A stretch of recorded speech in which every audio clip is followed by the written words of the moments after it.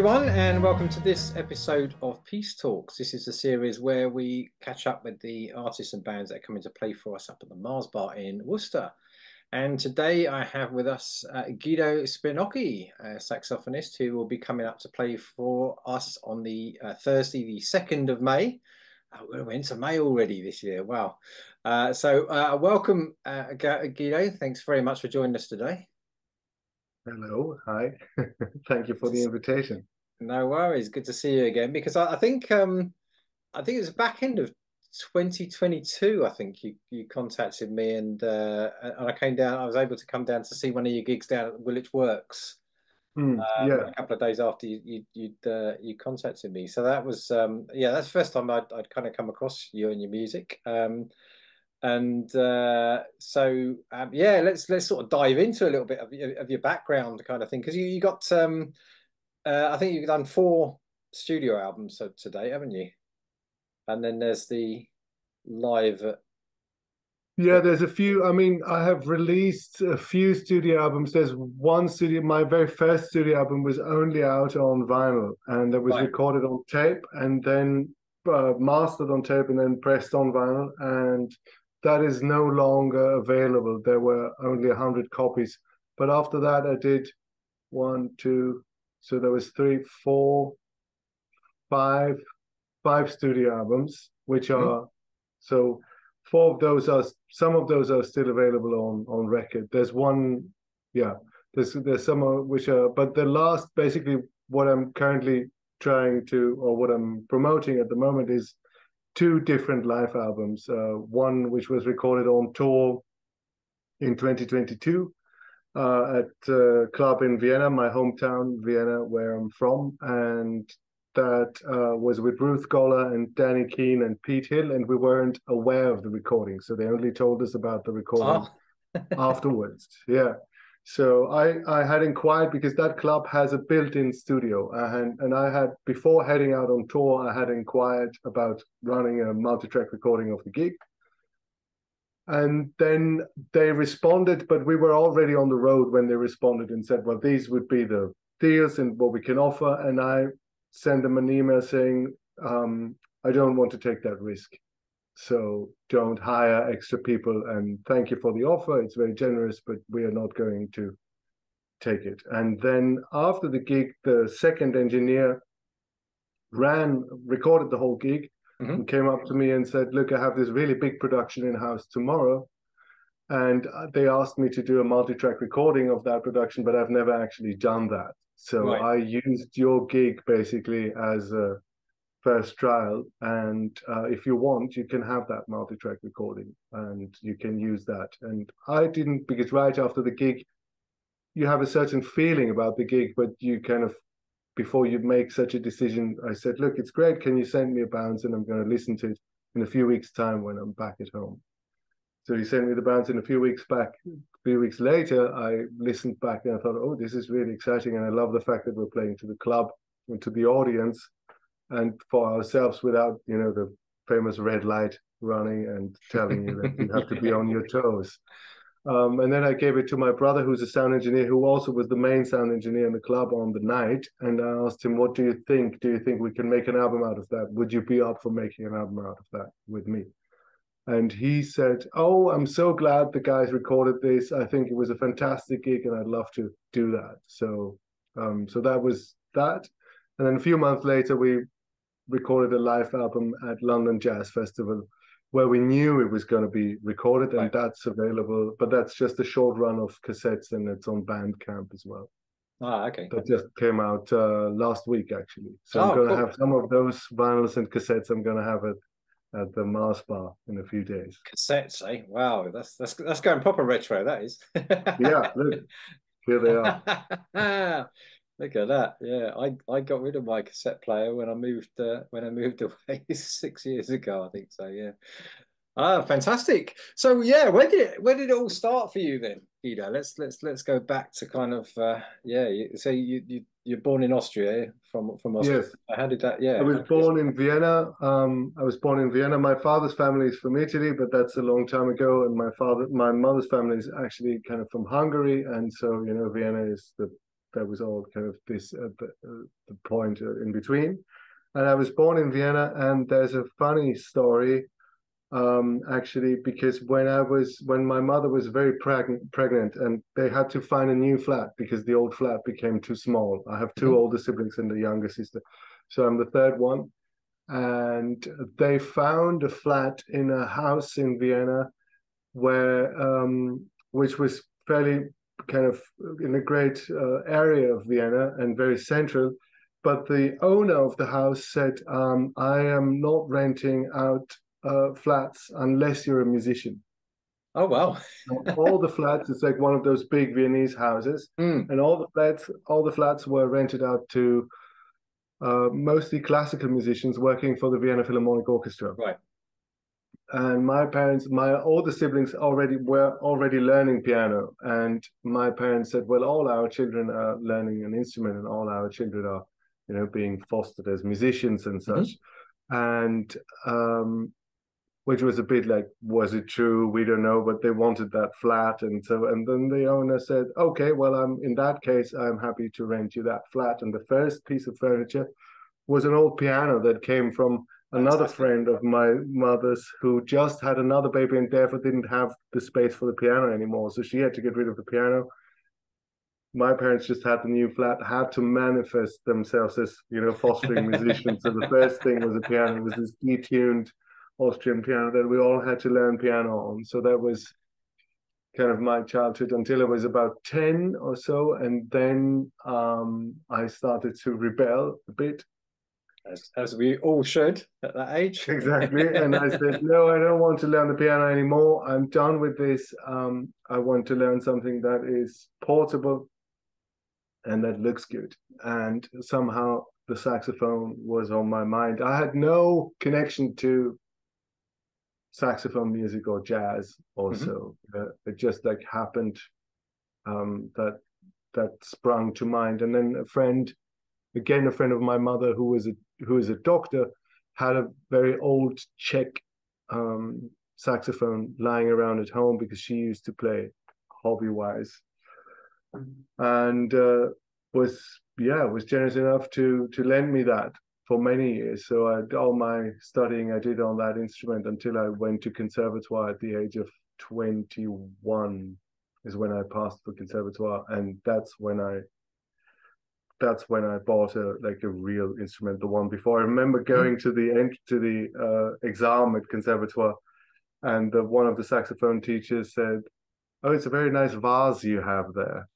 talking about my Czech instrument, because it was not a very good instrument, but anyway, it was good enough for the time. And then my parents, when I passed that exam, they gave me some money to pass the driving license, actually. And the first thing I did with that money is buy a proper saxophone. Did you ever get your driving license? No, I don't have a driving license. Still not. Yeah. I love it. Yeah. Fantastic. Yeah. So then, yeah. So what was it? What was the music that you were, learning on piano? It was because you mentioned there's a lot of sort of classical musicians in the area. Was it mostly classical that you? Yeah. Vienna is, as many people know, is known for its classical heritage and all the music around that. So we were very much exposed to that. First of all, we were all learning, these etudes by Bach or Mozart, or simple like reductions of music by famous composers, and then later a little bit of Bartok, and so around that roughly. And then in the house, which that house is still around, but obviously it's changed hands many times. But when we were growing up, there were lots of musicians everywhere. So you would see either students going to have lessons with some of these musicians, or hear the actual musicians of the Vienna Phil practice a lot. So you were constantly exposed. There was always someone playing something. Was it oboe or cello or violin or viola, and all these sounds were always in the house. Obviously, also being classical music. Some of the Heinrich Schiff, the famous cellist, he used to live in that house, or he had a flat in that house, which he also used. So there were quite a few quite big names in the classical world going in and out. Not that that mattered to me as a child, but it was just interesting being exposed to that sound. And I remember when I first studied the conservatoire, it used to be an old building in Vienna, in the city center, and there was no real sound treatment of the building, so you would hear everyone practice all the time. Right. And I remember walking in there and thinking, oh, it's just like home. Okay, yeah. Fantastic. So yeah, there was a lot of that, a lot of classical music. Also conservatoire, the focus, I mean, the jazz course is quite old at conservatoire in Vienna, but I mean, considering a European jazz course, goes back to the, I think, 60s.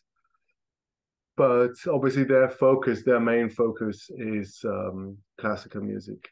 So even there, when I studied at conservatoire, I also studied classical flute and classical composition. So we had to write, fugues and string quartets and orchestrate things and blah blah blah. So which I think is actually it's quite good. Yeah, it's quite handy to know all that. I still use quite a bit of that on my regular basis. Yeah, cool. So how did the detour into jazz start then? What kind of took you in that direction? Mostly because playing the saxophone, when I started playing the saxophone, I was rebelling and I was playing the saxophone, so there was no real interest or repertoire for me to learn. The classical repertoire for saxophone are either arrangements or, I mean, there's some more contemporary stuff, but I was really into jazz. And I remember one of the first CDs I actively got hold of was a copy of the soundtrack of Birds, the film by Clint Eastwood. Okay. Yeah, so when I was about 12 or so, I watched that film Bird, and I was completely mesmerized, and I was already playing the saxophone, and then I kind of went through all sorts of hoops to get someone to kind of copy that CD for me, which was a big ordeal at the time. You had to find someone who can burn CDs, and you had to get the raw CD, which was like a week's worth of pocket money, and then all these things. Yeah. So I think that's when it started. As a teenager, I was really into it's actually quite a fun combination. I was really into bebop and hip hop. Okay. Yeah, I was listening to a lot of Wu-Tang Clan and Beastie Boys and Public Enemy and Charlie Parker and yeah. Brilliant. Cool. So and where would you kind of picture your style and sort of influence and your own writing? Because we sort of started talking about the albums that you've produced. I think are they all your original compositions, or are they mostly? Yeah, some albums feature some compositions by others, but mostly, pretty much, I would say 90% are my own compositions. And I would say that most of my compositions are actually inspired by very uneventful moments. So it can be it's either color or just obviously the smallest kind of, how can I say, the molecule or the atom of a composition is a motive, and that motive can have two notes or just very short. That's like the shortest part of the composition, and then it kind of is being made into a bigger picture as you go along. But often often it's color or it's just a situation that you find yourself in. Yeah, for example, one of my tunes is dedicated to Yoyogi Park, and Yoyogi Park is a big park in Tokyo. And Tokyo is the biggest metropolitan area in the world. So green space is really scarce and hard to find. I mean, there are trees and all that, but like actual parks and places where you can walk in green are very rare. And so once I've discovered Yoyogi Park whilst being in Tokyo, it was a real relief to be there. And it also happened to be on a Sunday, which is when all the artists and also circus artists and actors and all sorts gather on Sundays and kind of have jams in a way, you know, like you would feel some people would practice because the houses are too small or too, you're not necessarily allowed to practice at home. So it's quite common in Japan to practice in the park. And on Sundays, people meet and they have jams, like actual jam sessions with full bands playing and rehearsing the repertoire, but also just, you know, people just practicing. So it's kind of this joyful mess of people doing arts, and so you're in the middle of this and just walking around and thinking, wow, it's such a juxtaposition to the rest of the city, and that inspired, for example, one composition. Or another composition is dedicated to, there used to be a jazz club in the south of London called the Agile Rabbit, and the backdrop of the stage was a very dark blue called Majorelle blue, which is inspired by Yves Klein and his monochrome paintings. Okay. And there are gardens in Marrakesh called Majorelle Gardens. And somehow Vic, the owner of the club, managed to get a can of this blue. No one knows how. It's very hard to get. And he painted the back of the wall of the stage wall in this very particular, it's a very dark, very dark, saturated blue. And when we opened that club, he asked us to, when the club opened, he asked us to play like a residency, and I walked in and I saw this color, and it was like kind of a tune just sprung to me, as it were. Right. So, okay.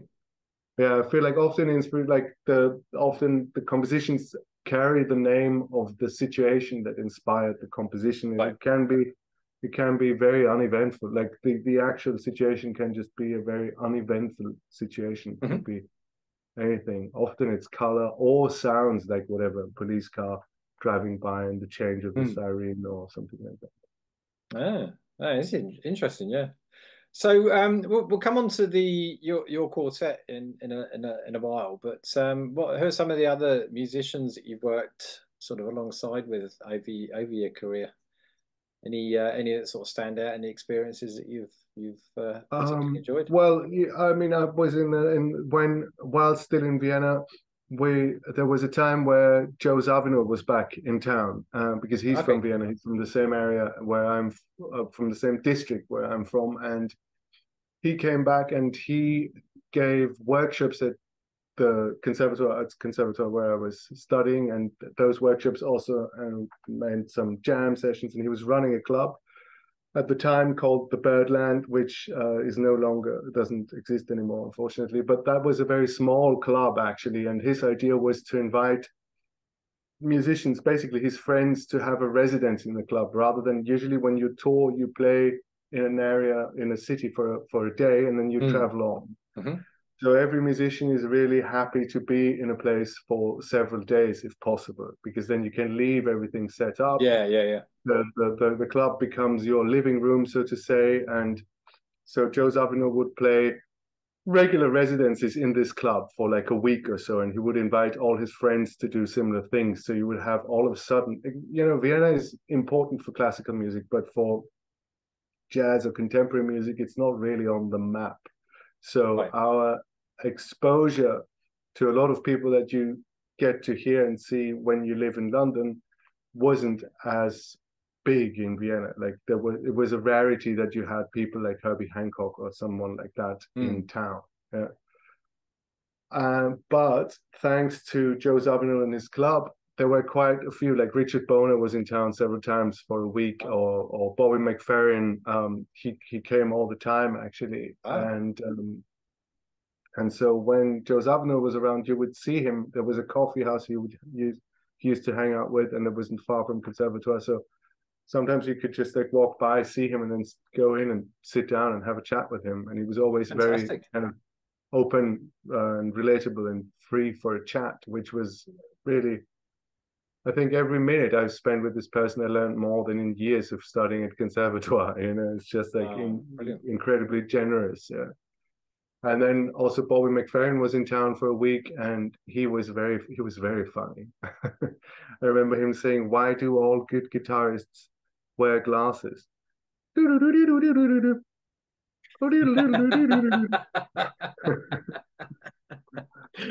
going to be looking out for that now. Yeah. So there were quite, yeah, there were quite a few people. I remember Richard Bona, and his gigs were all really soft. They were all really like if you were chatting like this, you would actually disturb the gig. Right, His whole idea was to have intensity and dynamic, but on a very little volume, on very right, little okay. volume. And I really love that. Yeah, it was mad. So yeah, those were kind of the I would say the big people or the people who had a big impact while I was studying and who I happened to be exposed to on like either having chats or coffee. I did play with Joe Zawinul a little bit just in terms of a jam and it was there was never talk of any tunes or scales. He would just like throw chords and then you Mm. would kind of navigate. And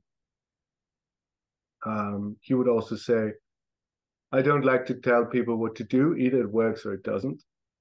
Okay. So he wasn't like he didn't like to give very clear instructions. Um, yeah. So I think those were the people like, who were definitely formative in my studying years. Yeah, that's pretty incredible, actually. Yeah, Yeah. Joe Zawinul. So the quartet that you're bringing up next week, the this week, in fact. Yes. Yeah, this week. Yeah. It's this, pretty much the same lineup as you had for the Porgy and Bess in Vienna, wasn't it? Yes. Yes. Well, except on bass, it's going to be Jason Simpson. Hmm. Um, it's Ruth is currently quite busy pursuing her own career, and only can only recommend checking out what she does. It's absolutely incredible. Yeah, I saw her actually. She played. She was in Laura Jurd's band. Yeah, Playing at the Spotted Dog in Birmingham. yeah, About a month or so ago. Yeah. So mm, first time I got to meet her actually. But yeah, yeah, yeah. So she was playing there. yeah. She's doing very well, and rightfully so because it's completely unique. So I'm very inspired by her music and her playing. And so she's not free on the date. And Jason Simpson is one of my oldest friends. He was the first person I worked with when I came to London about 14 years ago. I used to run a little jam in Stoke Newington, and he was the first bass player to be on that jam. Okay. And we hooked up, and we've been playing ever since. He also filled in for Ruth last year for some of the tour and for the gigs at Ronnie's. And yeah, so I'm really looking forward. I'm glad that he's free.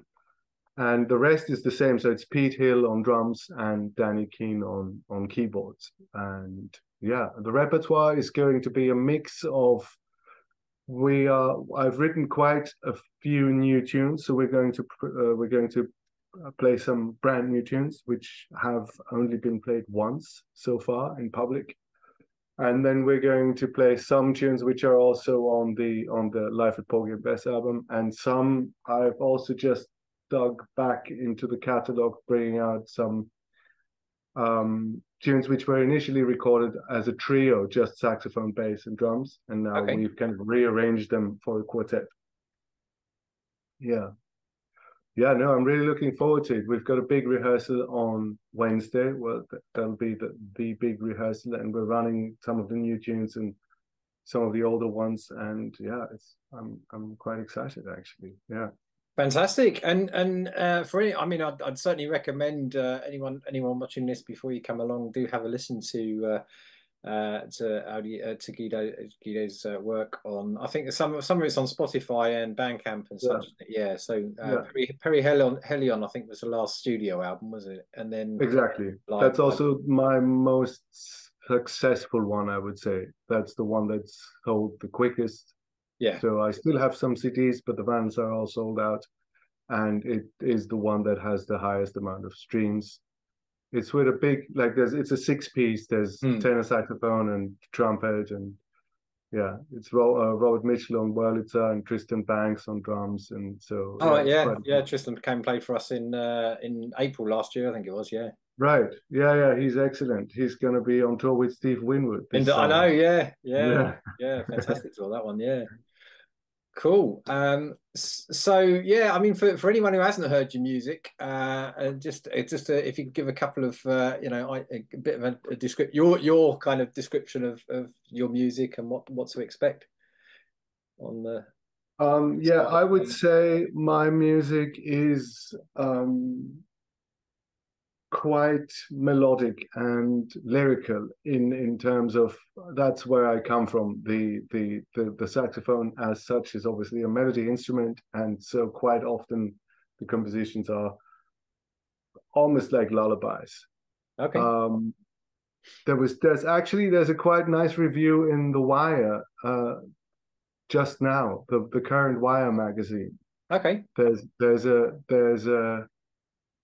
quite a nice review by Andy Hamilton who says like, yeah, so sometimes the melodies can be quite simple and therefore catchy, maybe even bordering to cliche. I think in jazz wise they called it abundantly soulful.